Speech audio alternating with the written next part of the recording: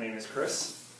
I want to talk a little bit about the metal culture. So when you think about bands like Slipknot, Gwar, Ozzy Osbourne, and like Cannibal Corpse, they generally have a pretty terrifying image. Ozzy Osbourne specifically is known for biting the head off a live bat during a concert one year. So instances like that and bands like those are known for giving metal a little bit of a terrifying image. I want to talk to you all today and clear up some of the misconceptions. As a member of the metal culture for about 13 years now, I want to talk about moshing, the scary sounding music, and the dark clothing and piercings with the kind of dark imagery that you typically see metalheads wear. So moshing. You've probably seen these kind of videos online before, of like people moshing at concerts, like listening to loud music and just thrashing their arms around. I get the idea that the general perception is people like that are looking for a fight. You see the people like that, even the aftermath, and they're pretty cut up, they're pretty jacked up.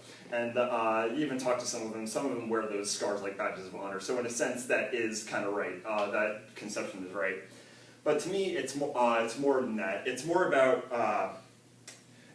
relieving stress and even building camaraderie. Like, I've been in quite a few mosh pits myself. If you were just moshing around, kind of bashing each other around, someone falls down, you get that person right back up, you make sure they're okay. I myself have fallen over before, and all I really got to do is kind of hold my arms up. People will yank me right back up, and it's right back into the fray. And it's just, if you listen to that kind of music, it's really like, it gets you pumped up. It kind of makes you want to thrash out, and really it's just all in good fun. So then moving on to the scary sounding music, and I understand that like the harsh vocals it probably scare a lot of people away.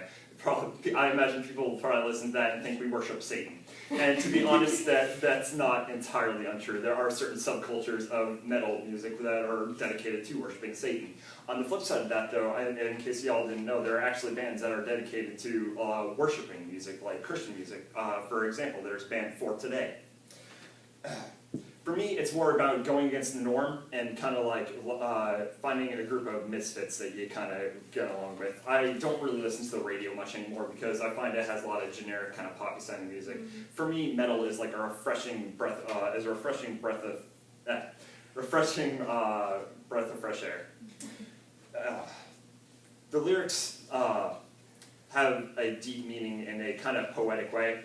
The harsh lyrics and kind of coarse sounding lyrics don't always convey the deeper meaning behind the lyrics. However, sometimes it really is just about murder and kind of other dark subjects, if I'm being completely honest.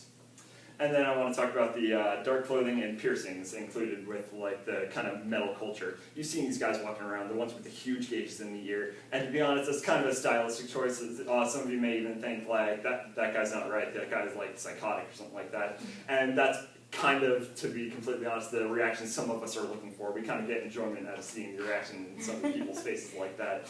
And the same reason that we wear some of the like band shirts, like with like kind of creepy imagery. We get enjoyment out of the side eye we get from some people. But it's also to kind of like identify with other members of our culture.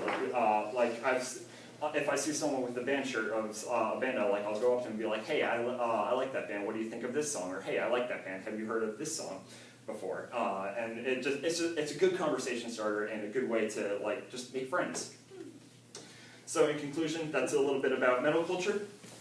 And I've talked about moshing, the scary sounding music, the piercing and dark clothing, along with the kind of disturbing imagery on the shirts. I think it's important to have conversations and to have frames of references within other types of people's cultures. And I think it's important because the better we understand each other's culture, the better we can effectively communicate. Thank you all.